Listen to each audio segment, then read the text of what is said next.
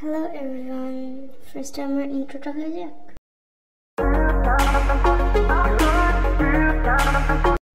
First আমি এই মাপগুলো নিয়ে টেপটা লাগিয়ে নিই। টেপ লাগানোর আগে অবশ্যই সেটাকে নিজের গায়ে অথবা ড্রেসে বারবার লাগিয়ে আঠা কমিয়ে নিতে হবে, না হলে আপনার পেজ ছিঁড়ে যেতে পারে।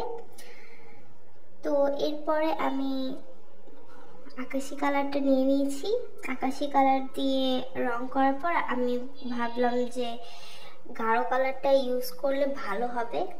তো এই জন্য আকাশি কালারের পরেই আমি ডার্ক ব্লু সেটা ইউজ করেছি।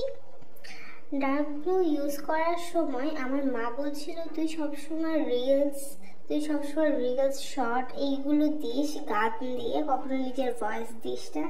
আমি তখন ভেবেছিলাম আমার ভয়েস দিলে যেটা যেমন শোনাবে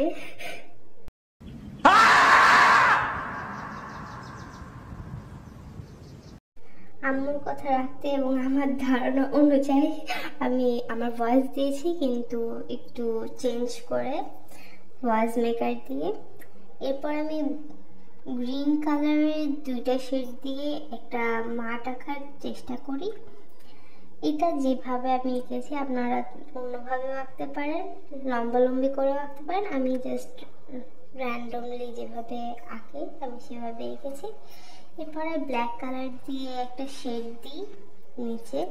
এরপরে আপনারা টিস্যু নিয়ে করতে পারেন, কিন্তু আমি এখানে হাত ব্যবহার করেছি, কারণ হাত ব্যবহার করলে ওটা মিক্সড হতে একটু ভালো হয়।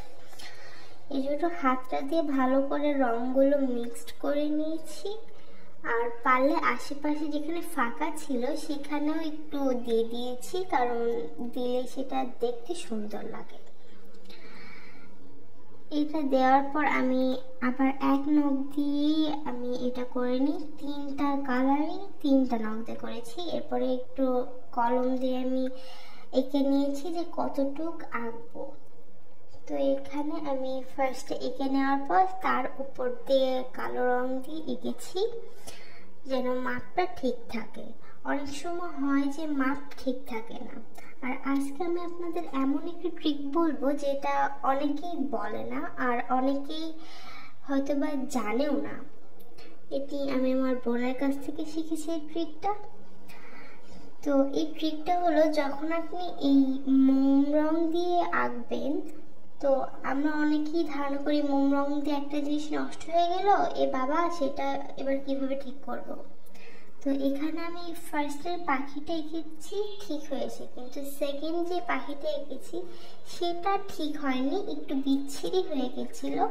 তো এখানে আপনারা কি করবেন, এখানে আপনারা প্রথমে একটি রাবার নিয়ে নেবেন, নর্মাল একটি রাবার। সেই রাবারটা নিয়ে এটা জাস্ট মুছে দিবেন। এই রাবার দিয়ে মোছার জন্য এই আস্তে করে মুছবেন যেন চারিপাশে না ছড়ায়। সেটি দেখুন ঠিকভাবে কিন্তু মুছে গেল সেকেন্ড পাখিটা। এরপরে মুছে যাওয়ার পর এটার উপর আবার সুন্দর করে একটি পাখি আমি এঁকে দিয়েছি। এই পাখিটি আঁকার পর এটা আরো সুন্দর লাগছে, একদম বোঝাই যাচ্ছে না যে এখানে এরকম নষ্ট হয়ে গেছিল। এরপর আমি সাদা কালারটা দিয়ে একটু ফিনিশিং দেওয়ার চেষ্টা করেছি। ফিনিশিংটা আমি